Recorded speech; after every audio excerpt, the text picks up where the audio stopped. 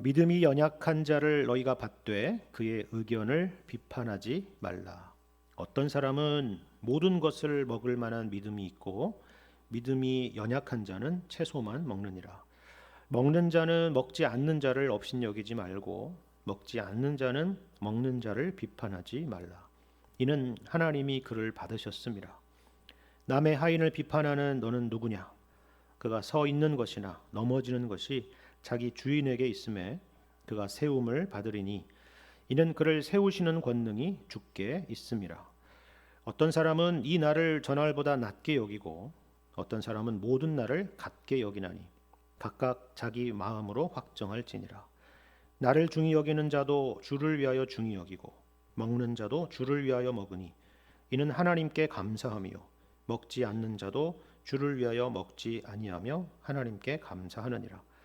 우리 중에 누구든지 자기를 위하여 사는 자가 없고 자기를 위하여 죽는 자도 없도다. 우리가 살아도 주를 위하여 살고 죽어도 주를 위하여 죽나니 그러므로 사나 죽으나 우리가 주의 것이로다.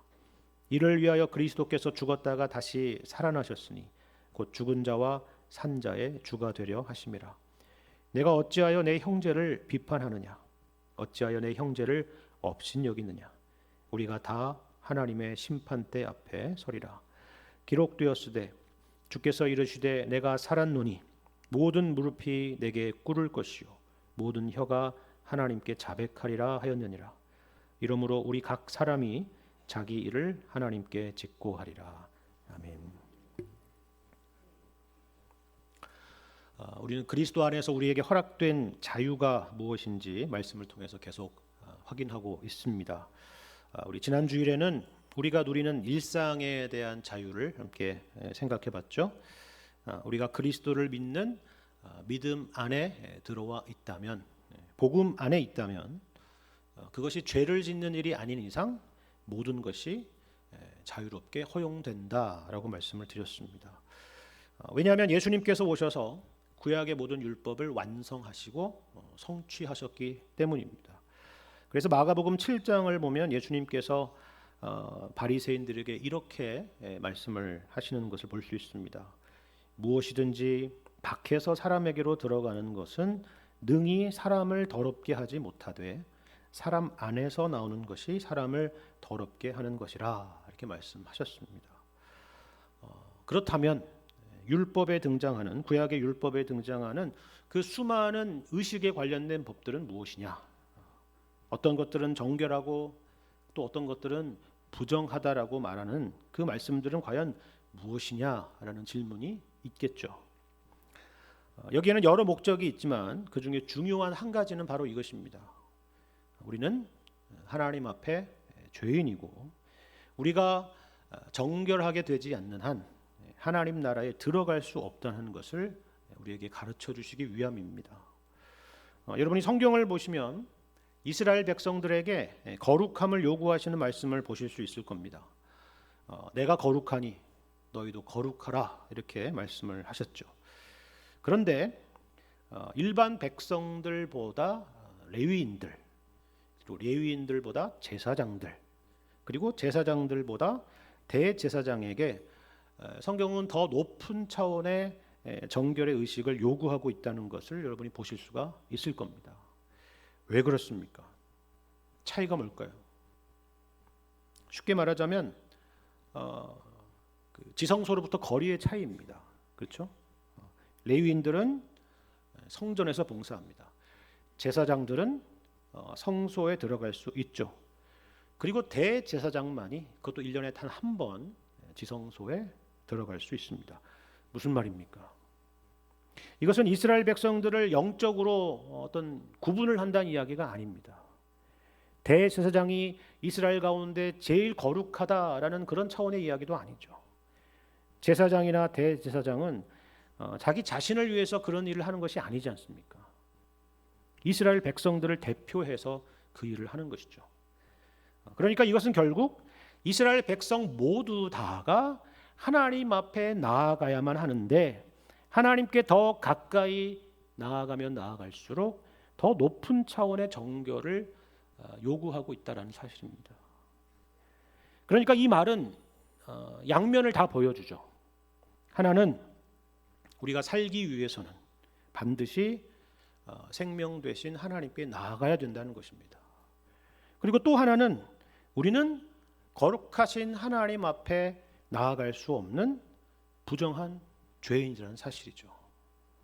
그것을 가르쳐주기 위한 것입니다. 여러분, 예수님의 십자가 사건이 보여주는 것이 바로 이 두 가지 아닙니까? 먼저 예수님의 십자가는 우리 모두를 정죄합니다. 인간 스스로의 모든 구원의 가능성에 대해서 아니라고 그렇게 말하는 것입니다. 하나님의 아들이신 예수님께서 우리를 대신해서 죽으시지 않고서는 우리의 그 어떤 노력과 열심도 우리를 구원할 수 없다라는 것을 보여주는 셈입니다. 뿐만 아니라 동시에 이 예수님의 십자가는 우리에게 소망을 줍니다. 예수님께서 우리를 위한 완전한 속죄의 제물이 되셔서 이제 우리는 하나님께 얼마든지 가까이 나아갈 수 있게 되었기 때문인 것입니다. 이것이 바로 히브리서 말씀 아닙니까? 이렇게 말씀하죠. 구약의 율법은 장차올 좋은 일의 그림자일 뿐이었다라는 것입니다. 그러므로 예수님을 믿는 우리는 구약의 모든 의식법으로부터 이제 자유롭습니다. 그 본질적인 의미와 교훈이라고 하는 것은 여전히 우리에게 물론 유효하고 그래서 당연히 순종해야만 하지만 그것을 문자적으로 지키는 것은 이제는 더 이상 의미가 없다라는 것입니다. 그리고 범위를 더 넓혀서 우리가 경험하는 일상적인 모든 것들에 대해서도 마찬가지다라고 말씀을 드렸죠. 단 믿는 사람과 믿지 않는 사람의 차이가 있다면 딱 한 가지라고 말씀을 드렸습니다. 그것은 바로 이 모든 것들을 감사함으로 받느냐 그렇지 않느냐라는 차이라는 것입니다. 이 모든 것들을 하나님께서 허락하셔서 누리게 하신 것으로 믿느냐 아니면 그렇지 않느냐라는 것의 차이입니다. 예를 들어서 우리가 음식을 앞에 두고 식사 기도를 하는 이유는 거기에 무슨 특별한 무슨 이유가 있어서가 아니라 이것을 실천하고 또 이것을 적용하는 것이죠. 그리고 음식만이 아니라 우리는 범사에 이처럼 감사함으로 누리는 것입니다. 그러면 어떻다고요? 버릴 것이 없다라는 것입니다. 이것이 바로 그리스도 안에서 우리가 누리는 자유인 것입니다. 그런데 여러분, 이 감사라고 하는 것에 대해서 한번 생각해 보세요. 감사라는 게 뭡니까? 그것은 감사의 대상이신 하나님을 생각한다는 것이죠. 하나님과 연결하여 생각한다는 것입니다. 그러니까 우리가 이제 자유를 얻었다고 할 때에 이제 나는 모든 것을 누릴 자유가 있다, 나는 이제 무엇이든 할 수 있다라는 것이 핵심이 아니라 이 모든 것을 하나님께서 내게 은혜로 주셨구나라는 것을 생각하는 것입니다. 이것이 감사입니다. 그리고 이것이 자유죠. 제가 이 말씀을 드리는 이유는 이것이 오늘 본문 말씀을 이해하는 또 중요한 내용이기 때문에 그렇습니다. 오늘 본문의 말씀을 보면 크게 두 부류의 성도들이 있었다는 것을 알 수가 있죠. 한 부류는 믿음이 연약한 사람, 그리고 또 한 부류는 믿음이 강한 사람입니다. 그렇다면 이 사람들은 각각 어떤 사람들을 말하는 걸까요? 누가 믿음이 연약한 사람이고 또 누가 믿음이 강한 사람입니까? 일단 우리가 로마서에서 믿음이라고 하는 것은 당연히 예수 그리스도를 믿는 믿음입니다. 우리가 일반적으로 믿습니다라고 할 때 바로 그 믿음이죠. 예수님을 믿는 믿음입니다. 그런데 여기서는 조금 다른 차원의 믿음입니다. 예수 그리스도를 구주로 믿는 믿음이라기보다는 예수님을 믿는 믿음이 허용하는 것에 대한 믿음을 말합니다. 우리가 지난주일에 살펴본 대로 바로 그 말씀이죠. 쉽게 말해서 하나님께서 지으신 모든 것이 선함에 감사함으로 받으면 버릴 것이 없다라는 것에 대한 믿음입니다. 그러니까 여기서 믿음이 연약하다라고 하는 것은 무슨 예수님에 대한 신앙이 없다는 게 아니라 이제 그 믿음으로 그 어떤 것들도 자유롭게 누릴 수 있다라고 하는 것에 대해서 확신이 부족한 것을 말합니다. 반대로 그러면 믿음이 강한 사람이라면 어떤 사람이겠습니까? 예수님이 오셨기 때문에 이제 더 이상 구약의 이런 의식적인 부분들은 문자적으로 지킬 필요가 없다라는 것을 믿는 사람이죠. 거기에 매일 필요가 없다는 것을 아는 사람들입니다. 그렇다면 구체적으로 이 사람들은 어떤 사람들이었을까요? 그럼 먼저 이 서신이 로마 교회 성도들에게 보내는 편지라고 하는 것을 한번 생각해 보십시오. 예루살렘 교회와 같은 곳을 제외하고는 당시 대부분의 교회가 그랬겠지만 교회마다 성도들의 구성이 유대인과 이방인, 쉽게 말하자면 그렇게 되지 않았겠습니까? 더군다나 이 로마 교회라고 한다면 당연히 그 교회 구성원들 중에서 유대인들보다는 이방인들이 더 많은 인원을 차지했을 것입니다. 여러분이 로마서 말씀의 서두 부분을 기억하신다면 사도 바울이 유독 유대인과 헬라인에 대해서 반복해서 이야기하고 있다는 것을 여러분 잘 아실 것입니다. 예를 들면 이 복음은 모든 믿는 자에게 구원을 주시는 하나님의 능력이 됨이라 라고 하면서 그 다음 뭐라고 나와요? 첫째는 유대인에게요 또한 헬라인에게로다, 이렇게 말씀하는 것입니다. 우리가 다 같은 죄인이라는 것에 대해서 이야기할 때도, 우리가 다 같이 하나님의 은혜로 구원을 얻는다라는 것을 이야기할 때도 항상 사도 바울은 첫째는 유대인에게요 또한 헬라인에게로다, 이런 말씀을 언급하는 것입니다. 당시 로마 교회의 구성을 잘 알고 있었던 것입니다. 그런데 여러분 생각해 보십시오. 이런 생각을 해보세요. 이런 맥락에서 주로 누가, 어떤 사람이 믿음이 강한 사람이고 또 누가 믿음이 약한 사람이었겠습니까? 누가 율법의 의식들에 대해서 자유롭고 또 누가 거기에서 벗어나는 것을 부담스러워했을까요? 그건 자명하지 않겠습니까? 그들 중에서 특별히 유대인 그리스도인들이 아직 그런 의식들에 매여 있을 것입니다. 어려서부터 익숙한 것들이잖아요. 그렇게 하나님을 섬기고 그렇게 하나님의 백성으로 사는 것이라고 늘 어렸을 때부터 배웠기 때문일 것입니다. 당연히 그렇지 않겠습니까? 반면에 이방인 그리스도인들은 또 얼마나 자유롭습니까? 어차피 그런 것들은 자신들의 본래적 문화가 아니었고 더군다나 그런 의식들로부터 떨어져 있었기 때문에 유대인들보다는 훨씬 더 여러 의식들을 지키는 것으로부터 자유로웠을 것입니다. 그런데 여러분 오늘 본문 말씀을 잘 보세요.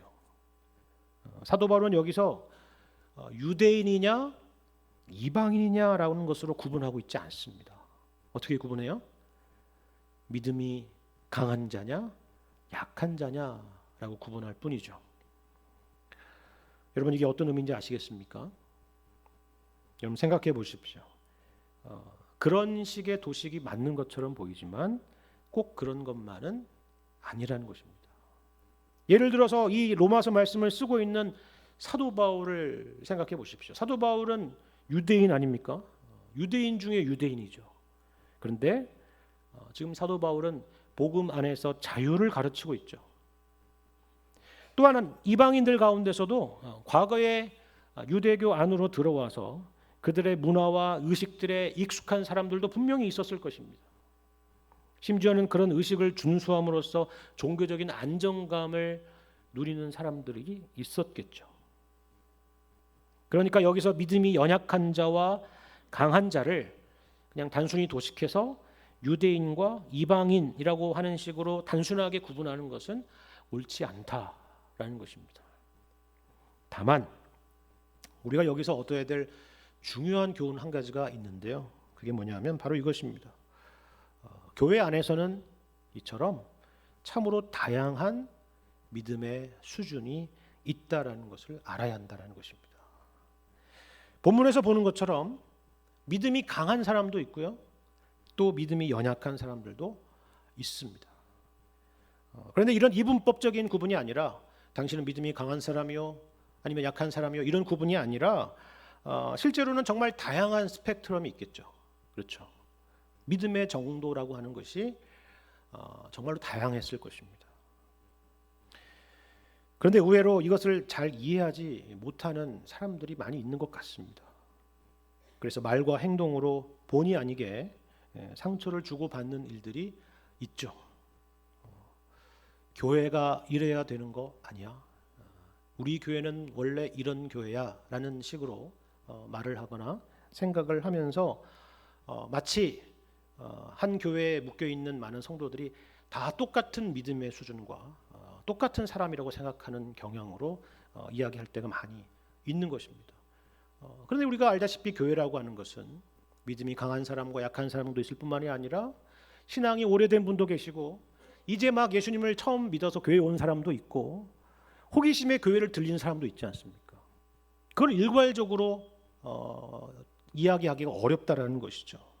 물론 그 사람은, 그런 말을 하는 사람들은 아끼니까 하는 말일 수도 있고 교회를 걱정해서 하는 말일 수도 있습니다. 하지만 말씀드린 것처럼 성도들의 신앙의 수준이라고 하는 것은 참으로 다양하고 그것을 받아들이기 어려워하는 사람들도 분명히 있다라고 하는 사실을 우리는 알아야 되는 것입니다. 물론 본질적인 것들, 성경이 가르치는 복음의 진리에 대한 것들은 한치의 양보가 있어서도 안 됩니다.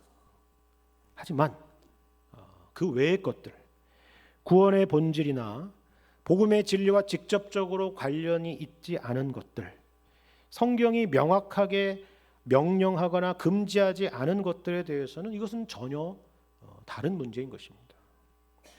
만일에 본문에 등장하는 이 믿음이 연약한 자들이라고 하는 사람들이 구약의 율법의 이런 의식들을 여전히 지켜야만이 구원을 얻을 수 있다라고 그렇게 믿고 있었다거나 이것을 지킴으로 인해서 하나님께서 내게 뭔가 특별한 것을 주실 것으로 기대하고 그렇게 행동했다라고 하면은 바울은 이런 식으로 오늘 본문과 같은 식으로 말씀하지는 않았을 것입니다.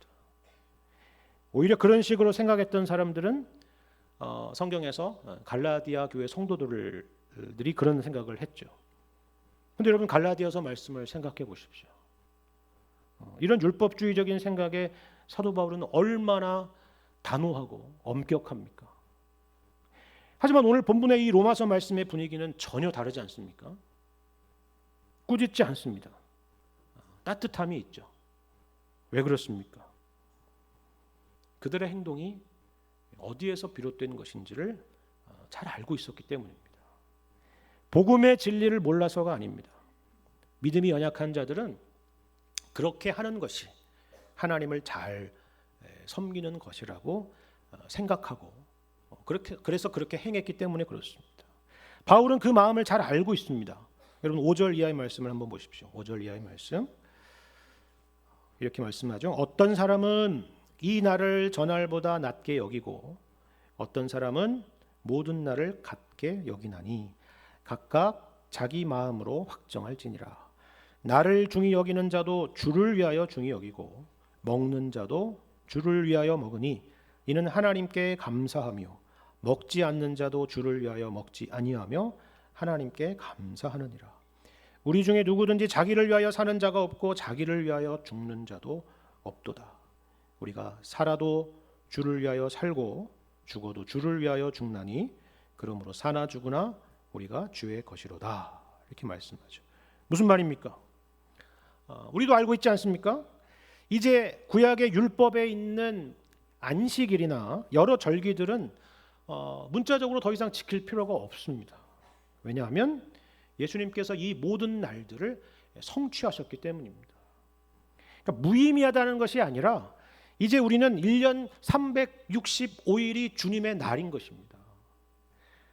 어떤 사람은 모든 날을 같게 여긴다라고 하는 이 말씀이 바로 그 말입니다. 음식에 대한 규례도 마찬가지죠. 앞서 말씀드린 것처럼 이제는 문자적으로 무엇을 먹거나 혹은 무엇을 먹지 않거나 하는 것으로 율법을 지키지 않습니다. 모든 것들을 하나님께 감사함으로 받는 것이죠. 하지만 교회 안에 믿음이 연약한 사람들, 주로 유대교 문화에 오래 있었던 사람들은 아무래도 이 모든 변화들을 갑자기 받아들인다는 것이 참 쉽지가 않았을 것입니다. 율법주의적인 생각을 버리지 못한다는 게 아니에요. 거기에 구원이 있다고 믿는 것도 아닙니다. 오히려 그렇게 잘 지켜서 자기 나름대로 하나님을 잘 섬기고 싶은 마음이 있었던 것입니다. 바울이 그 마음을 모르지 않죠. 그래서 여러분 여기 6절에 뭐라고 해요? 다시 보면 나를 중히 여기는 자도 주를 위하여 중히 여기고 먹는 자도 주를 위하여 먹으니 이는 하나님께 감사하며 먹지 않는 자도 주를 위하여 먹지 아니하며 하나님께 감사하느니라 말씀하는 거예요. 모두 다 누구를 위해서요? 주를 위하여. 주님을 위해서 하는 일이라는 것을 아는 것이죠. 왜요? 우리는 자기를 위해 살지 않고 자기를 위해 죽는 사람도 없으니까. 우리는 살아도 주를 위해 살고 죽어도 주를 위해 죽는 사람이니까. 우리가 사나 죽으나 주의 것이기 때문에 그렇게 하는 사람들이라는 것을 알기 때문에 그렇습니다. 그렇다면 이것은 단지 그 시대에만 국한된 일은 아니다라는 생각을 합니다. 시대와 맥락은 다르지만 우리에게도 그런 일들이 얼마든지 있지 않습니까? 처음에 예수님을 알게 되고 또 믿게 되면서 예수님을 인격적으로 만나게 되면서 주님을 위해서 살아야 되겠다라고 하는 그런 다짐을 하게 되고 또 어떤 결단들을 하는 분들이 계실 것입니다. 그런 경험이 있는 분들이 계실 거예요. 내가 이제는 앞으로 이것만은 반드시 지키면서 하나님을 위해서 살아야 되겠다라는 생각을 가진 분들이 계실 겁니다. 예를 들어서 No Bible, No Breakfast 하면서 성경을 읽지 않고는 나는 밥을 먹지 않겠다 이렇게 생각하는 사람도 있겠죠. 나는 이제부터 매일마다 새벽 기도를 해야 되겠다 이런 분도 있을 겁니다.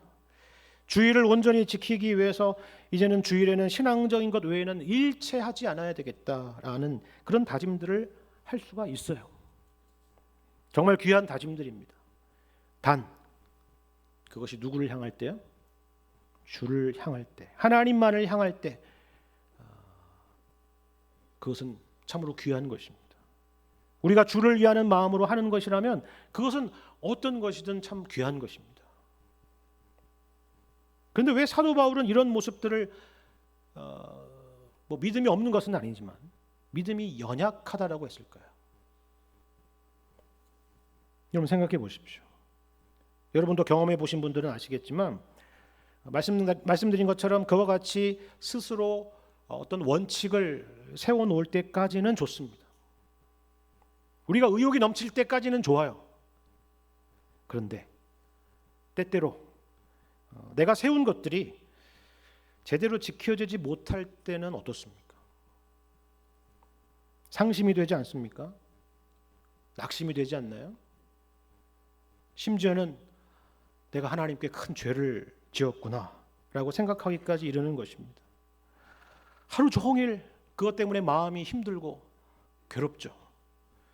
나는 왜 성경을 안 읽고 밥을 먹었을까? 이런 생각들을 하면서요. 좋은 의도로 세웠던 스스로의 원칙들이 이제는 오히려 자기에게 올무가 되어가지고 절망의 나락으로 끌고 가는 것입니다. 그리고는 역시 나는 안 되는구나. 하나님이 나를 미워하실 거야. 나에게 엄청 실망하셨겠지. 그런 생각에까지 이르게 되는 것입니다. 여러분 과연 이것이 하나님의 뜻일까요? 이게 그리스도 안에서 누리는 자유입니까? 아니겠죠. 이것은 하나님의 자녀다운 모습이 아니라 오히려 종의 모습으로 돌아가려는 그런 모습 아닙니까? 그래서 믿음이 연약한 자라고 하는 것입니다. 그런데 이런 문제만 있는 것이 아니죠. 오히려 말씀드린 이러한 원칙들, 스스로의 다짐들이 이번에는 반대로 나름대로 실패 없이 철저히 지켜진다고 해도 그것 나름대로 문제가 생길 수가 있습니다. 어떤 문제가 생기나요? 자기 우월감에 빠질 수 있고요. 더 큰 문제는 자신과 같이 그렇게 하지 않는 사람들을 수준을 좀 낮은 사람으로 보기 시작하는 것입니다. 누군가를 정죄하고 평가하고 판단하는 데 쓰이게 되죠. 사실 많은 교회들마다 보이지 않는 세대의 갈등들이 있습니다. 어른들은 젊은 세대들이 신앙생활하는 걸 보면은 영 만족스럽지가 못합니다. 그러면서 소위 라떼 이야기들을 많이 하죠. 우리 때는 그렇게 신앙생활하지 않았다. 그렇게 말을 합니다. 또 젊은 세대들은 반대로 어른 세대들을 이해하지를 못합니다. 꼭 그렇게까지 신앙생활을 해야 돼. 엄마는 율법주의자 같아. 뭐 이런 얘기들을 하는 거죠.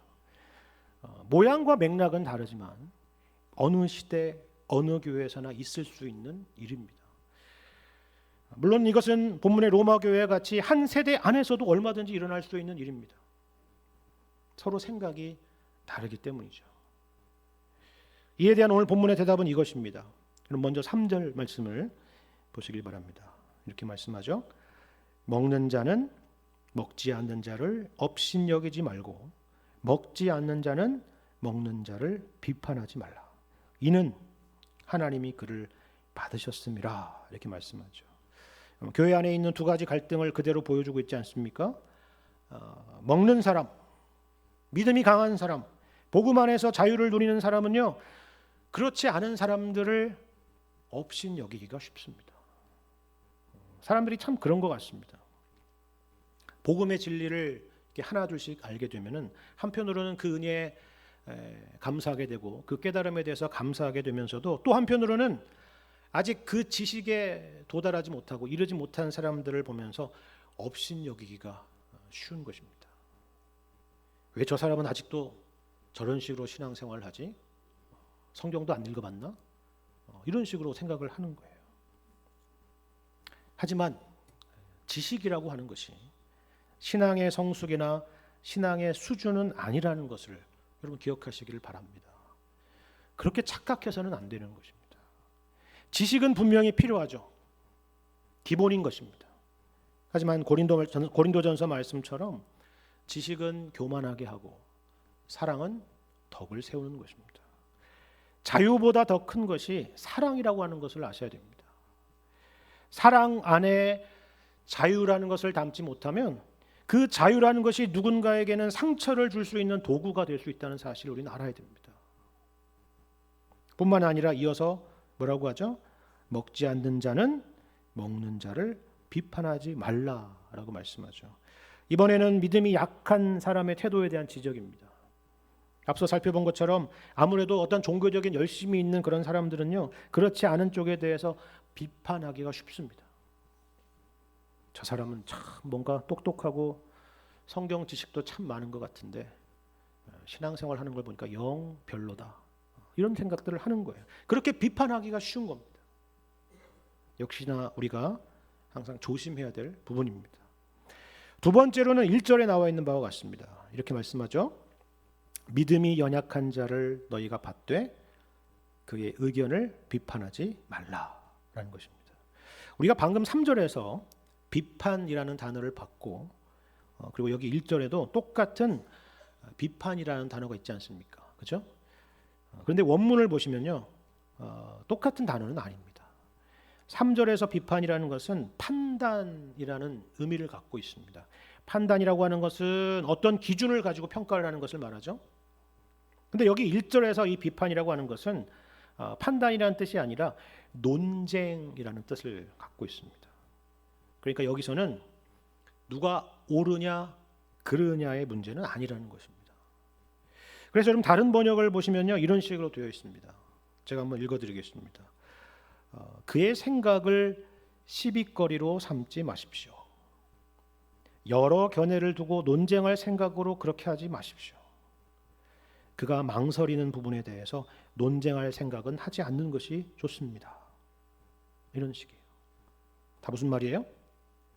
지금 논의되는 이 이야기들은 구원의 문제나 진리의 문제가 아니라는 것입니다. 이럴 수도 있고 저럴 수도 있다는 것입니다. 그걸 가지고 옳으니 그르니 그렇게 다툴 필요가 없다는 것입니다. 믿음이 연약한 자들도 분명히 주님을 위해서 그렇게 한 것이니까요. 단 사도 바울은 믿음이 강한 자의 입장에 서 있는 것은 분명합니다. 왜냐하면 여러분 여기 1절에 주어 뭐죠? 너희라고 하는 것은 누가 봐도 믿음이 강한 사람이기 때문입니다. 그리고 여러분 한 장 뒤에 15장 1절을 보시면 더 분명합니다. 15장 1절에 뭐라고 말씀합니까? 믿음이 강한 우리는 마땅히 믿음이 약한 자의 약점을 담당하고 자기를 기쁘게 하지 아니할 것이라 이렇게 말씀하죠. 이처럼 사도 바울은 믿음이 강한 자의 입장에서 말합니다. 이들이 우월하다는 것이 아니라 사도 바울은 그 누구라도 결국 믿음이 강한 사람이 되기를 바라는 것입니다. 그런데 믿음이 강하다라고 하는 것은 그저 자기 자유만을 누리는 것이 아니라 그만큼의 책임을 가져야 된다는 것을 강조하죠. 어떤 책임입니까? 여러분 다시 여기 1절을 보시면 1절 상반절에서 보는 것처럼 어떤 책임이요? 믿음이 연약한 자를 받는 것입니다. 근데 여러분 여기 받는다라고 할 때 이 단어는요, 그저 가벼운 단어가 아닙니다. 뭐 교회에는 이런 사람도 있고 뭐 저런 사람도 있지, 뭐 당연하지, 그렇지 않겠어? 라고 하는 그런 차원에서 지금 받으라는 얘기를 하는 게 아니에요. 여러분 이 받는다라고 하는 단어가 다른 신약 성경에서 어디에서 쓰이는 줄 아십니까? 마태복음 1장에 보면 요셉이 마리아가 잉태된 것을 보고 가만히 끊고자 하지 않습니까?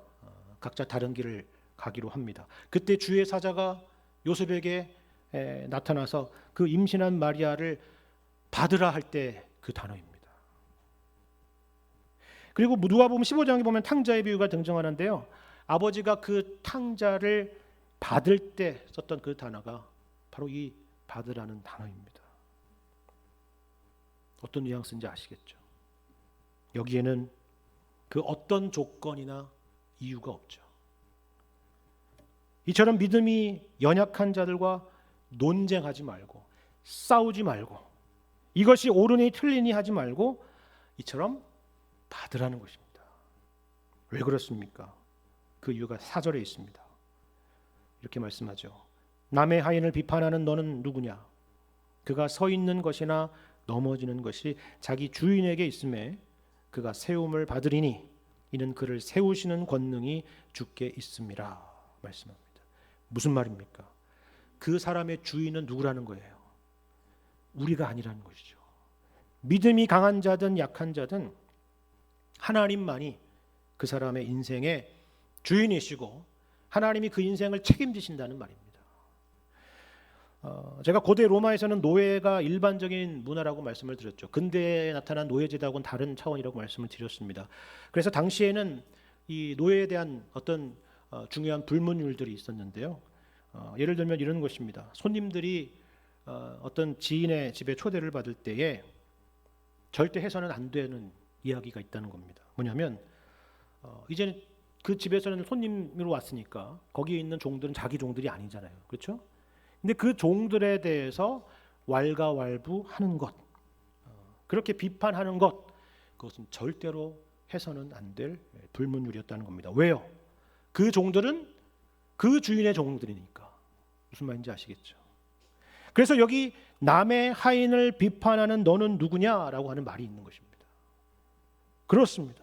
우리는 그 누구도 누군가의 주인이 아닙니다. 오직 하나님만이 우리의 주인이시죠. 근데 여러분 놀라운 것은 이거 아닙니까? 여러분 여기 4절 중반절에 뭐라고 말씀하죠? 그가 서 있는 것이나 넘어지는 것이 자기 주인에게 있다라고 하죠. 하나님이 우리의 주인이시기 때문입니다. 그런데 이어서 뭐라고 말씀해요? 그가 세움을 받으리니 이는 그를 세우시는 권능이 주께 있음이라 하는 것입니다. 무슨 말인지 아시겠습니까? 우리가 넘어지지 않고 결국 다 세움을 받을 거랍니다. 지금은 누구는 믿음이 연약한 자로 있고 또 어떤 사람은 강한 자로 있을 수 있다. 지금은 미숙할 수도 있고 또 그래서 실수할 수도 있다. 하지만 우리는 다 마침내 세움을 받으리라는 것입니다. 왜요? 우리가 누구의 종이기 때문이라는 것입니까? 그 누군가의 종이 아니라 하나님의 종이기 때문이죠. 우리가 모두 하나님의 소유이기 때문입니다. 그런데 우리의 주인이신 하나님은 우리를 죄에서 건져내시기 위해서 아들을 십자가에 내어주신 분 아닙니까? 예수님의 그 핏값으로 우리를 사신 분 아닙니까? 그런 엄청난 값을 치르시고 우리를 자기 소유 삼으신 분이라면 우리가 지금 어떤 연약함 가운데 있다 할지라도 하나님께서 우리를 포기하지 않으시고 마침내 우리를 세우실 것이 아니냐라고 말하는 것입니다. 그러니까 우리가 아무리 누군가에게 관심이 많다 한들 하나님께서 우리에게 가지신 관심과 그 책임감에 비할 바가 되겠느냐라는 것입니다. 그런데 사실 믿음이 강한 자가 연약한 자들을 업신여기거나 반대로 믿음이 연약한 자가 강한 자를 비판하는 그런 사람들을 보면요, 겉으로는 그 사람이 걱정되어서 그렇다고들 하지만 그 사람을 위해서 하는 말이라고 그렇게들 말하기는 하지만 실상은 어떻습니까? 그 사람을 위한 것이 아니라 나 자신을 위한 거죠. 내가 불편해서, 내가 당장 그런 모습을 보기가 싫어서 자기 중심적인 생각으로 그렇게 말할 때가 많은 것입니다. 하지만 우리가 함께 바라봐야 될 분은 하나님이십니다. 지금은 이렇게 다양한 사람들이 있고 다양한 신앙의 수준들이 있지만 우리를 구원하신 하나님께서 마침내 우리 모두를 세우실 것이라는 믿음, 그 믿음을 가지고 형제 자매들을 바라봐야 하는 것입니다. 우리는 자유라고 하면은 뭔가를 마음대로 할 수 있는 자유만 생각하죠. 하지만 자유라고 하는 것은 뭔가를 삼가고 또 뭔가를 하지 않을 자유도 있는 것입니다. 누군가를 업신여기고 판단하는 자유가 아니라 참고 이해하고 용납하고 또 하나님께 맡길 수 있는 자유, 이것이 바로 우리 공동체에게 요구되는 자유인 것입니다. 그래서 갈라디아서 5장 13절에서 이렇게 말씀하지 않습니까? 형제들아, 너희가 자유를 위하여 부르심을 입었으나 그러나 그 자유로 육체의 기회를 삼지 말고 오직 사랑으로 서로 종노릇하라 라는 말씀입니다. 그렇습니다. 이것이 바로 공동체 안에서 우리가 가져야 될 참다운 자유의 모습이라는 사실을 기억하시기를 바랍니다. 한 사람 한 사람을 불러서 마침내 우리를 세우시고야 마실 그 하나님의 일하심을 믿으며 또 우리에게 주신 자유로 서로 사랑하고 섬기며 기다려 줄 수 있는 여러분과 제가 되기를 우리 주님의 이름으로 간절히 축원합니다.